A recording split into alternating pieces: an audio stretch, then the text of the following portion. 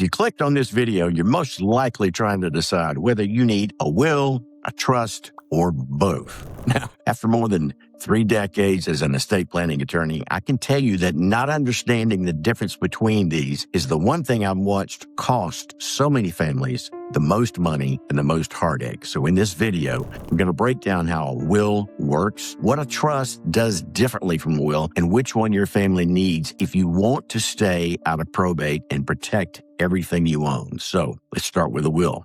What's a will? Because a lot of people get this wrong. A will is simply a document where you write down who you want to get everything once you die. So your house, your bank accounts, your car, all of it. On its own, a will sounds like it should be enough to protect your family, but it is not. A lot of people assume that having a will means their family avoids the courtroom and gets everything handled. But all a will does is leave a set of instructions for a court to follow. And that court process is called probate. If you've never heard the word probate, it's just the legal process where a court takes control of everything you owned and decides how it gets passed on. And going through probate is exactly what you're trying to spare your family from, because it's slow, it's costly, and it's completely public. For a simple estate, probate usually takes 9 to 18 months. And during that whole time, your family, until a judge says so, they can't get the house, the bank accounts, or anything else that you left them. And on top of that, there are court costs and attorney's fees. And those usually run $5,000 to over $30,000, all coming straight out of what your family was supposed to inherit. Not to mention the fact that probate is a public court process from start to finish. This means that any neighbor, coworker, a stranger can walk into the courthouse and look up exactly what you owned, what it was worth, and who is going to get it. Now, this is a huge reason why I run a free live workshop that has helped hundreds and hundreds of families stay out of probate court. So if you want help getting your plan set up, I'll leave a link at the top of the description where you can register. Okay? Now, let's keep going. What does a trust do differently? Okay, let's talk about that. Trust basically does the same job of deciding who gets what, except it never sends your family to court. So it skips almost every problem that we just talked about. Now, the kind of trust almost every family uses is called a revocable living trust, and it's just a document that holds everything you own while you're alive, with you in full control the whole time. Word revocable just means you can change it, you can add to it, cancel it, whatever you want. So nothing about your day-to-day life changes. Now, the first big difference with a trust is that it directly prevents you from having to deal with probate court. When you create the trust, you name someone to take over the document the moment that you die, and that person is called your successor trustee. Usually your spouse, and then maybe your kids or whoever you trust the most to handle things for the family, because the trust already owns your house and your accounts. So there's nothing left for a court to take control of. So that person you name can hand everything to your family within a very reasonable amount of time, and your family stays out of the long court process entirely. It also keeps everything private, since none of it goes through a courtroom. So your family's finances never become public like they would with a will. Second big difference, a trust is all about what happens while you're still alive as well.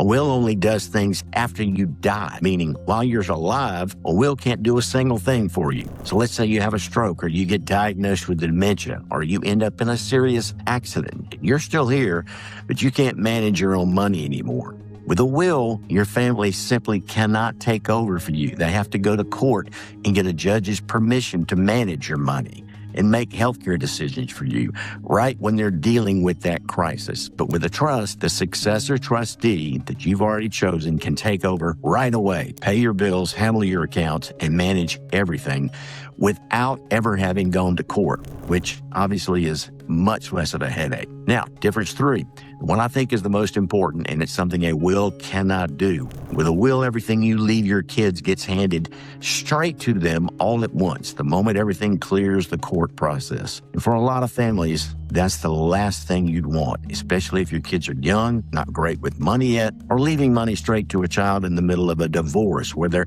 ex could end up with half of it. With a trust, you get to decide exactly how and when your kids get that money, instead of them getting it all at once. For example, you can release part of it when they turn 25, and then more at 30, and the rest at 35. You can tie it to milestones like college, or buying their first home, or starting a business. Or you can keep it protected inside that trust, where a lawsuit, a creditor, or a divorce can never get to it. So which one is right for you? And by now you're probably wondering if you should just set up a trust and forget the will completely. Now, for everyone watching this, it isn't a choice between one or the other. If you own a home and you want to keep your family out of probate, a revocable living trust is the foundation of your plan, and it does the main work that we just went over. But you still need a will, a different kind of a will, because it does two specific jobs that a trust cannot. The first thing is that's where you name a guardian for your kids. That's the only person who could legally raise your kids if something happened to you both, you and your spouse. Your trust can pass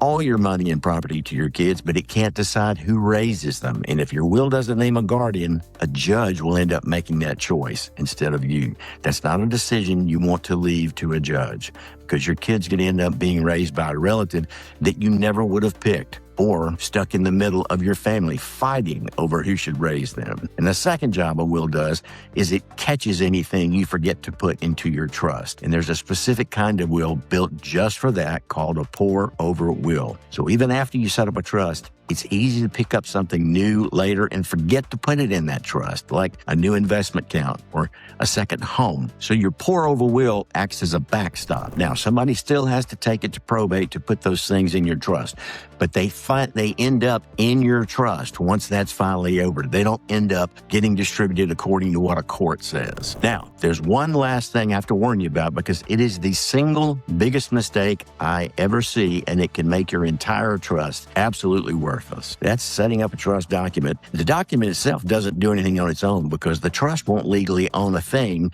until you move your assets into it. The way you bring that trust to life is called funding the trust, and that just means changing the name on your house, your accounts, and anything else you own from your name into the trust name. And if you don't do this, your trust technically owns nothing. So when you pass away, everything you thought was protected has to go through probate. The exact thing you set up the trust to avoid. Now, if you want to make sure your own plan is built the right way, just click the first link in the description to sign up for my free workshop. I will walk you through the whole thing step by step, so you'll know exactly how to set up your trust, exactly how to fund it the right way, and put together a complete plan that keeps your family out of probate for good. You can do all that in 30 to 60 days, even if you've never done anything before. So again, you can save your spot by clicking the first link below this video. And if you want to learn more about why you should probably avoid probate, then check out this video right over here where I explain the entire process from start to finish.